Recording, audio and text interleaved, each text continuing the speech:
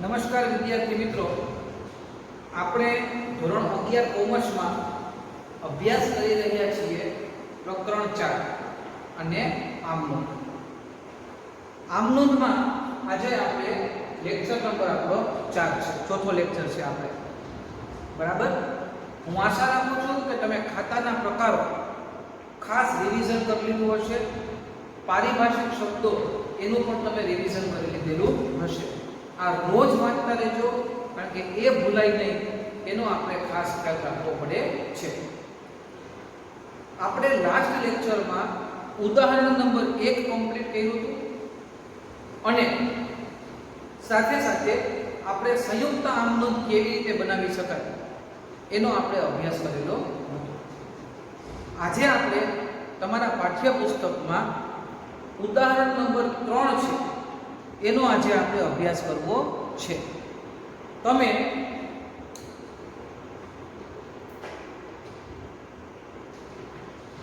તમારા પાઠ્યપુસ્તકમાં ઉદાહરણ number 3 page number 62 ઉપર આપેલું છે. ઉદાહરણ નંબર 3 એનો આજે આપણે અભ્યાસ કરવો છે. એક એક ઉદાહરણ એક બે ગણીએ, પછી સ્વાધ્યાયમાં દાખલાઓમાં આગળ વધશું. થોડી ગ્રીપ આવી જાય, કારણ કે ઉદાહરણમાં શરૂઆત નાના દાખલાથી પણ કરેલી છે. રેડી? પેજ નંબર 62 ઉપર ઉદાહરણ નંબર 3. રૂપિયા 50,000 રોકડા લાવી ધંધો શરૂ કર્યો. રકમનું હેડિંગ છે અજય અવધ એન્ટરપ્રાઇઝ ના નામે ધંધો શરૂ કર્યો છે. એટલે આપણે આમનોંધ બનાવવાની છે એ અવધ એન્ટરપ્રાઇઝ ના નામે બનાવવાની છે. અવધ એન્ટરપ્રાઇઝ ના ચોપડે આમનોંધ. આપણો આ ઉદાહરણ નંબર 3 છે. અવધ એન્ટરપ્રાઇઝ ના ચોપડે આમનોંધ. બરાબર. આ હેડિંગ છે એ આપણે પરફેક્ટ લખવાનું છે. ચાલો, પહેલો જે વ્યવહાર છે એ પહેલા વ્યવહાર માટે વર્ષ છે 2014 અને માસ છે જુલાઈ. આપણે વાત કરી ગયા હતા કન્સ્ટ્રક્શનમાં કે પહેલા વર્ષ આવે, પછી માસ આવે અને પછી તારીખ આવશે. અહીંયા જુલાઈ 1 નો વ્યવહાર છે. પહેલી તારીખ રૂપિયા 50,000 રોકડા લાવી ધંધો શરૂ કર્યો. હવે બુદ્ધિથી વિચારો, ધંધામાં રોકડ કોણ લઈ આવે? તો કે ધંધાનો માલિક. ધંધાનો માલિક ધંધામાં રોકડ લઈ આવે તો માલિક છે એ કોણ છે? તો કે વ્યક્તિ છે. તો કે માલિક લેનાર થાય કે આપનાર? તો કે માલિકે ધંધાને મૂડી આપી એટલે માલિક આપનાર છે, આપના ખાતે જમા. ધંધામાં રોકડ આવે તો ઉધાર. માલિકે 50,000 રૂપિયાથી ધંધો શરૂ કર્યો એટલે માલિકે ધંધાને રોકડા રૂપિયા આપ્યા. એટલે ધંધા પાસે રોકડ આવી. રોકડ છે શું છે? તો કે મિલકત. મિલકત આવે તો ઉધાર. એટલે રોકડ ખાતે ઉધાર. કોણે આપ્યા? તો કે માલિકે આપ્યા. માલિક આપનાર થાય, આપનાર ખાતે જમા. આપણે પારિભાષિક શબ્દોમાં શીખી ગયા કે ધંધાનો માલિક ધંધામાં રોકડ માલ કે મિલકત લઈ આવે તો એ માલિકની શું કહેવાય? તો કે મૂડી કહેવાય. એટલે આમનોંધ શું થાય? પહેલી તારીખની રોકડ ખાતે ઉધાર.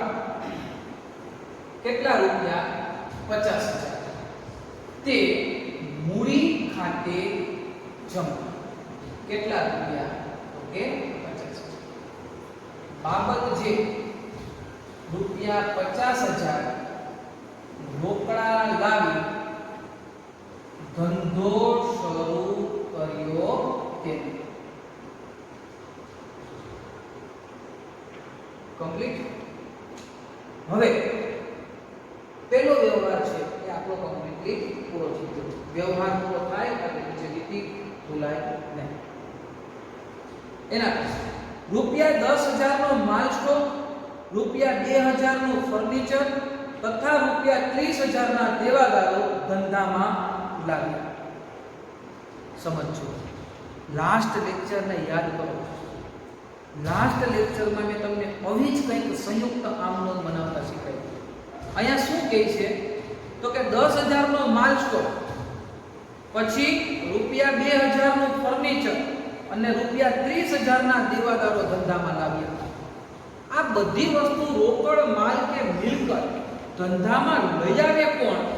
તો કે ધંધાનો માલિક. તો એ આપનાર થાય, તો કે આપનાર ખાતે શું થાય? તો કે જમા. એટલે માલિક ખાતે જમા થશે એ તો પાકું થઈ ગયું. હવે શું લઈ આવ્યો છે? તો કે માલ સ્ટોક. માલ સ્ટોક આવ્યો, આવે તો ઉધાર. શું લઈ આવ્યો? ફર્નિચર.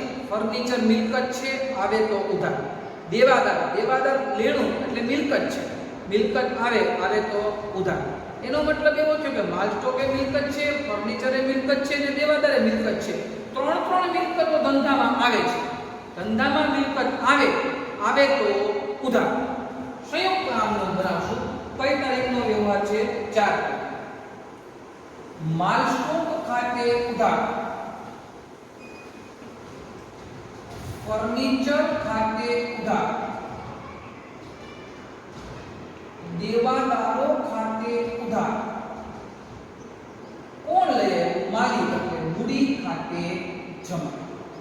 માલ સ્ટોક કેટલા રૂપિયાનો આવ્યો? તો કે 10,000. ફર્નિચર કેટલાનો આવ્યું? તો કે 2,000 રૂપિયા. અને દેવાદારો કેટલાના આવ્યા? તો કે 30,000. 30 ને 32 ને 10 ટોટલ 42,000 રૂપિયા ધંધાનો માલિક લાવ્યો. બરાબર. બાબત જે 10,000 નો માલ સ્ટોક, 2,000 નું ફર્નિચર અને 30,000 ના દેવાદાર ધંધામાં લાવ્યા. જે વ્યવહાર હોય ને બાળકો, એ જ આપણી બાબત છે ભાઈ. એમાં કોઈ પ્રકારનો ફેરફાર થતો નથી. ત્રણેય પ્રકારની મિલકત આવી. મિલકત આવે તો ઉધાર. કોણ લે એવું? તો કે માલિક. તો કે માલિક આપનાર છે, આપનાર ખાતે જમા. માલિક એટલે મૂડી ખાતું જમા થાય. ત્યાર પછી રૂપિયા 20,000 નો બાઇક 15,000 માં વેચી ધંધામાં રૂપિયા 10,000 રોકડા લાવ્યા. જોજો, કોમર્સમાં 2 વર્ષ 11 વાર કોમર્સમાં આ જ વસ્તુ શીખવાની છે. સમજો. 20,000 નું બાઇક 15,000 માં વેચી અને 10,000 રૂપિયા રોકડા ધંધામાં લાવ્યા. તમે તમારું બાઇક 50 લાખ રૂપિયામાં કેમ નથી વેચ્યું? એની હારે તમારા ધંધાને કાંઈ લેવા દેવા નથી. આ યાદ રાખજો. કેટલો સરસ વ્યવહાર છે, ખાસ સમજો. આ વસ્તુ સમજવી જરૂરી છે. 20,000 રૂપિયાનું બાઇક 15,000 રૂપિયામાં વેચી અને 10,000 રૂપિયા રોકડા ધંધામાં દે. આપણે તો અવધ એન્ટરપ્રાઇઝના ચોપડે આમનો લખીએ છીએ. એટલે આ ધંધો છે, તમે કેટલામાં વેચ્યું, કેટલાનું આવ્યું હતું, એની હારે એને કાંઈ લેવા દેવા નથી.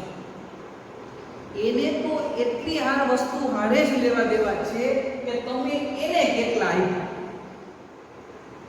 બાકી તમે બાઇક કેટલામાં વેચ્યું એની હારે એને કોઈ કનેક્શન જ નથી.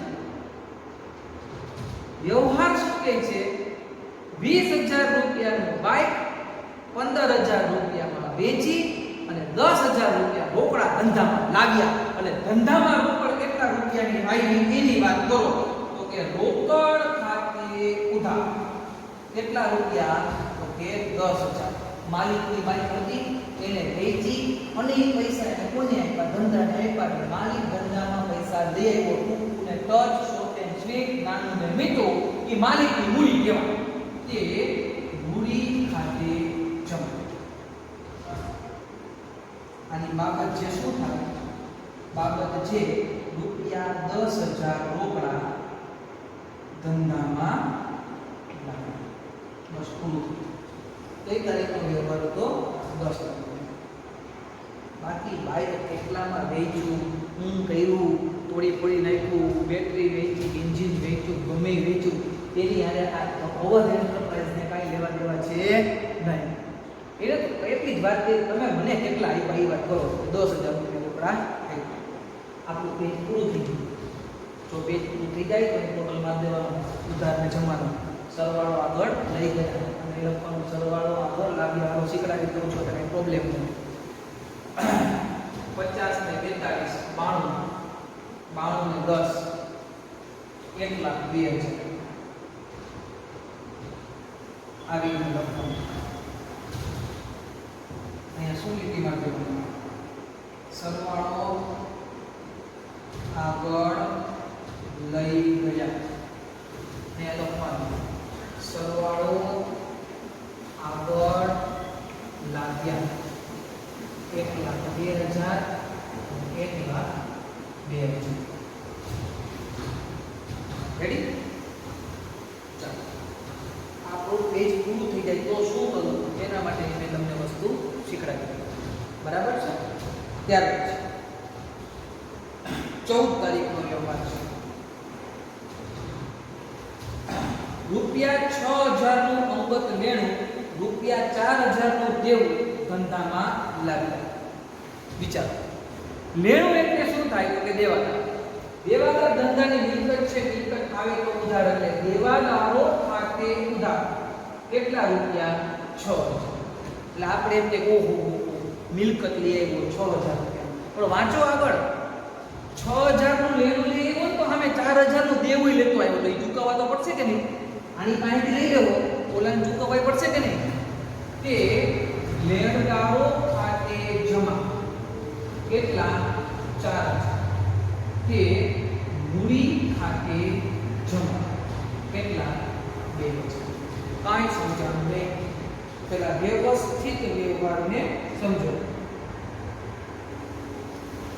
એને શું કીધું કે 6,000 રૂપિયાનું લેણું અને 4,000 રૂપિયાનું દેવું ધંધામાં લાવ્યા. 6,000 રૂપિયાનું દેવું, લેણું એટલે મિલકત, લેણું એટલે દેવાદાર, અને લેણું એટલે દેવાદાર, અને દેવું એટલે લેણદાર. લેણું લઈ આવ્યો 6,000 એટલે મિલકત 6,000 ને લઈ આવ્યો એટલે આપણે ખુશ થઈ ગયા, વાહ વાહ વાહ ધંધામાં મિલકત આવી 6,000 રૂપિયા. પણ આને દેવું લઈ આવ્યું 4,000. આ મિલકત છે તો આની પાસેથી લેશો તો દેવું છે તો એને ચૂકવશો ખરા કે નહીં? એટલે અહીંયા મૂડી ખાતે જમા કેટલા થયા? 6,000. હજી પ્રેક્ટિકલી સમજજો. લેણું લઈ આવ્યો 6,000 રૂપિયાનું, દેવું લઈ આવ્યો 4,000 રૂપિયાનું. બેનો ડિફરન્સ કેટલાનો થયો? 2,000. બુદ્ધિથી વિચારો કે મિલકત આવી 6,000 રૂપિયાની, આમે 4,000 રૂપિયાનું દેવું લઈ આવ્યું અને આજની તો કાલ ચૂકવવા તો પડશે જ નહીં. તો વચ્ચે કેટલા? 2,000. કાયદેસર ધંધાને કેટલા મળ્યા? 2,000 મળ્યા છે. મૂડી પેટે કેટલા મળ્યા? 2,000. આ બાય કરો, વ્યવહાર યાદ કરો. 20,000 રૂપિયાનું બાય 15,000 માં વેચ્યું, 10,000 રોકડા ધંધા લઈ આવ્યો. આપણે અસર કેટલાની મૂડી ખાતે? 10,000 ને લઈ. કારણ કે હું કર્યું એની આપણે લેવા દેવા નથી. આપણને તો મૂડી પેટે કેટલા મળ્યા એ જોવાનું. અહીંયા લેણું એટલે મિલકત લઈ આવ્યો, દેવાદારો કેટલા રૂપિયાના? 6,000. આમે ખરોજે લઈ આવ્યું, દેવું એટલે લેણદાર કેટલાના? 4,000. આપણી મૂડી કેટલા રૂપિયાની? 2,000 રૂપિયાની થાય. સમજાય છે? ખાસ ધ્યાન આપજો. આ બધું ફંડામેન્ટલ્સ છે ને એ જ ખૂબ કામ લાગશે. બરાબર? હવે ₹500 આવક વેરાના ચૂકવ્યા. સમજો, ₹500 આવક વેરાના ચૂકવ્યા. અહીંયા બાબત જે લખીએ, બાબત જે ₹6,000 નું લેણું અને ₹4,000 નું દેવું ધંધામાં લાવ્યા. આવક વેરાના ચૂકવા કેટલા રૂપિયા? 500. કઈ તારીખનો વ્યવહાર છે? 16 તારીખ. આવક વેરો એટલે ઇન્કમ ટેક્સ. તમે શબ્દ તો સાંભળ્યો હશે કોઈ? એટલે એ તો માલિકનો ખર્ચો છે. આ તમે જે અવધ એન્ટરપ્રાઇઝ નામનો ધંધો કરો છો એમાંથી તમને જે નફો મળે એ નફા ઉપર તમે ટેક્સ ભરો, આવક વેરો, ઇન્કમ ટેક્સ. તો આમાં આ શું કરે? અવધ એન્ટરપ્રાઇઝ એને કાંઈ લેવા દેવા નથી. આવક વેરો છે, યાદ રાખજો. એટલે માલિકનો પોતાનો ખર્ચો છે. એ ધંધો ન ચૂકવે, એના બદલે એને ચૂકવા 500 રૂપિયા ધંધામાંથી આવક વેરાના, તો એ માલિકે પૈસા ધંધામાંથી ઉપાય. યાદ કરો પારિભાષિક શબ્દ. ધંધાનો માલિક ધંધામાંથી રોકડ માલ કે મિલકત લઈ જાય તો એ માલિકનો ઉપાડ કહેવાય. બીજી રીતે વિચારો તો આવક વેરો છે એ માલિકનો પોતાનો ખર્ચ છે. એ પોતાનો ખર્ચો એને ધંધામાંથી ચૂક્યો તો માલિક લેનાર થયો કે નહીં? લેનાર ખાતે ઉધાર, એટલે ઉપાડ ખાતે ઉધાર. રોકડ જાય તો જમા, રોકડ ખાતે જમા. કેટલા રૂપિયા? કે 500. બાબત જે આવક વેરાના રોકડા ચૂકવ્યા તેના.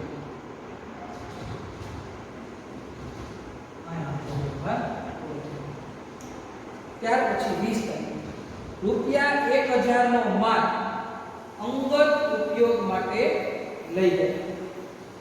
રૂપિયા 1000 અંગત વપરાશ માટે ધંધામાંથી લઈ ગયા. 1000 રૂપિયા એ ધંધામાંથી રોકડા લઈ ગયો વાપરવા માટે. તો માલિકે લીધા કે નહીં? માલિક લેનાર થાય, લેનાર ખાતે ઉધાર, એટલે ઉપાડ ખાતે ઉધાર. રોકડ જાય તો જમા, રોકડ ખાતે જમા. કેટલા રૂપિયા? 1000. બાબત છે 1000 રૂપિયા રોકડા લીધા છે. સમજાય છે ને? માલિકે 1000 રૂપિયા ધંધામાંથી લીધા. તો માલિક કોઈ પણ વસ્તુ લઈ જાય તો માલિક લેનાર થાય, લેનાર ખાતે ઉધાર. જેમ આપે ને મૂડી ખાતે જમા થાય. તો લઈ જાય તો કોના ખાતે ઉધાર થાય? ઉપાડ ખાતે ઉધાર થાય. એના પછી રૂપિયા 200 જિંદગીના વીમા પ્રીમિયમના ધંધામાંથી ચૂકવા. જિંદગી કોની? માલિક નહીં. એમાં ધંધો કાંઈ ન કરે. તમે તમારો અંગત ખર્ચ કોઈ પણ પ્રકારનો ધંધામાંથી ચૂકવો તો એને ઉપાડ જ કહેવાય. ઉપાડ ખાતે ઉધાર.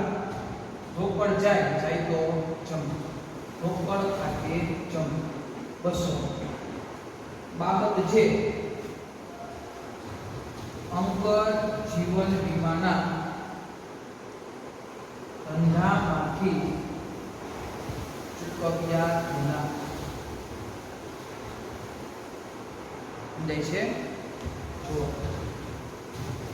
અહીંયા 500 રૂપિયા આવક વેરો માલિકનો ખર્ચો ધંધામાંથી ચૂકવો અથવા ઉપાડ કે 1000 રોકડા રૂપિયા વાપરવા લઈ ગયો ધંધાનો ખર્ચો નથી, એનો અંગત ખર્ચ છે. એ ઉપાડ સાથે આવે. જીવન વીમા પ્રીમિયમ એનું માલિકનું જિંદગીનું વીમા પ્રીમિયમ ભર્યું તો એ માલિકનો ખર્ચો છે, ધંધાનો. હા, ખાલી વીમા પ્રીમિયમ એવો શબ્દ હોત તો એ ધંધાનો ખર્ચ હોત કે ભાઈ લોકો ફેક્ટરીને ગોડાઉનમાં આગ લાગે તેના માટે આપણે વીમો ઉતરાય તો એ ધંધાનો ખર્ચો છે. અંગત જીવન વીમા પ્રીમિયમ તમે ચૂકવો તો એ માલિકનો ખર્ચ કહેવાય. ધંધાને એની માટે કોઈ લેવા દેવા છે નહીં. ટૂંકમાં માલિક જો ધંધામાંથી કોઈ પણ પ્રકારે પૈસા લઈ જાય તો માલિકનો શું કહેવાય? ઉપાડ.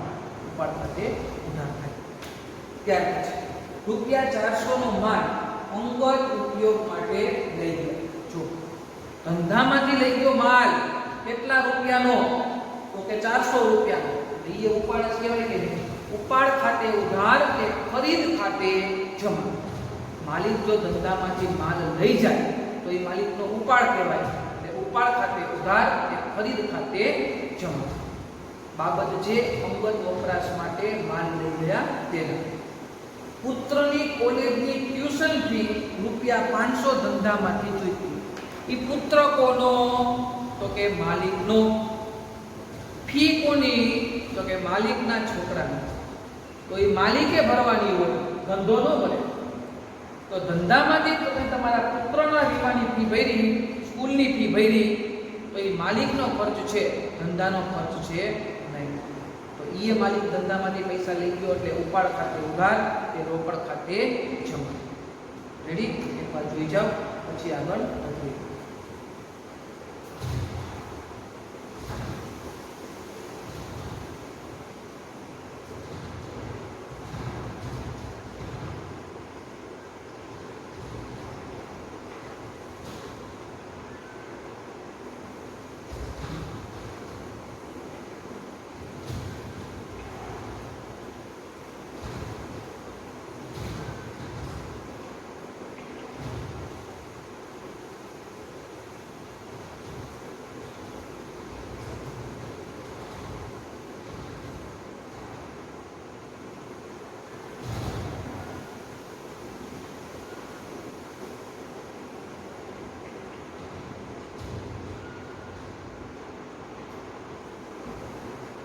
હવે માની લ્યો કે આ બીજું પેજ પણ પૂરું થઈ ગયું, તો એ બીજા પેજનો પણ તમારે ટોટલ મારી અને લખવું પડે કે સરવાળો આગળ લઈ ગયા. ટોટલ મારવાનો, ત્રીજા પેજ ઉપર એ સરવાળો લઈ જવાનો પાછા ને આવી રીતે લખવાનો સરવાળો આગળ લાગ્યો. જે ટોટલ થઈ પેજ ઉપર લખી અને એના પછીનો દાખલા તરીકે આપણે અહીંયા 20 તારીખનો વ્યવહાર છે એટલે લખ્યો. 22 તારીખ જિંદગીનું વીમા પ્રીમિયમ, 22 તારીખનો છેલ્લો વ્યવહાર લખ્યો.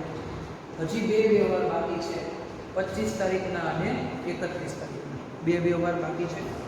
તો માની લો કે તમારું એ પેજ છે એ પૂરું થઈ ગયું, તો એ પેજને તમારે આગળ લઈ છે, આગળના પેજે તમારે લખવાનું છે સરવાળો આગળ લઈ જાય અને એનો સરવાળો કરી નાખવાનો, એને ત્રીજા પેજ ઉપર લઈ જાવ.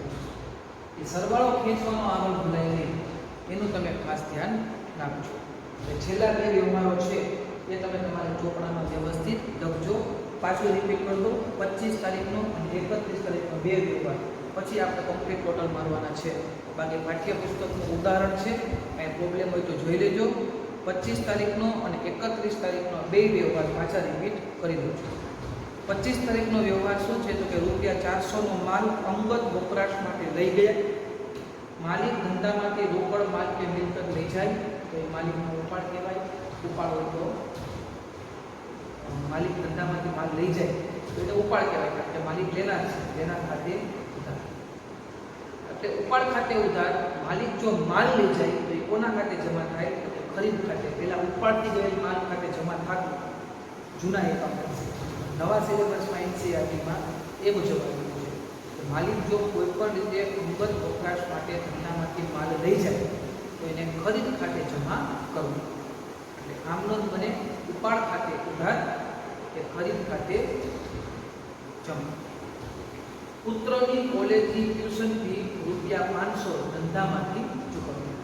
પુત્રની ફી છે, પુત્ર માલિકનો છે કે ધંધાનો ખર્ચ નથી, એટલે ધંધાના ચોપડે કોઈ દિવસ ઉધાર થાય નહીં, કે માલિકના ચોપડે જ આપણે નોંધ કરવી પડે. એટલે માલિક છે એ ધંધામાંથી પોતાના પુત્ર માટે ફી લઈ જાય છે, પૈસા લઈ જાય છે, એટલે માલિક લેનાર થાય, લેનાર ખાતે ઉધાર. ઉપાડ ખાતે ઉધાર, રોકડ જાય તો જમા. આમ નોંધ બને ઉપાડ ખાતે ઉધાર કે રોકડ ખાતે જમા. તો અહીંયા તમારું ઉદાહરણ નંબર 3 છે કમ્પ્લીટલી પૂરું થાય છે. સરવાળા કરવામાં ક્યાંય ભૂલ કરતા નહીં. બાબત છે બધાયમાં પરફેક્ટ લખજો. તારીખ, વિગત, ખાપા, ઉધાર રૂપિયા, જમા રૂપિયા, કોઈ વસ્તુ ભૂલાય નહીં, એનો ખાસ ખ્યાલ રાખજો, કારણ કે આ કન્સ્ટ્રક્શન જે છે એનું બહુ મહત્વ છે. આમ નંબર થઈ જાય એટલે જે વ્યવસ્થિત ટીક મારી બધું આપણે ખાસ યાદ રાખવાનું છે. બરાબર? અહીંયા તમારું ઉદાહરણ નંબર 4 કમ્પ્લીટ થઈ ગયું. હવે મળીશું નેક્સ્ટ લેક્ચરમાં. ત્યાં સુધી આવજો.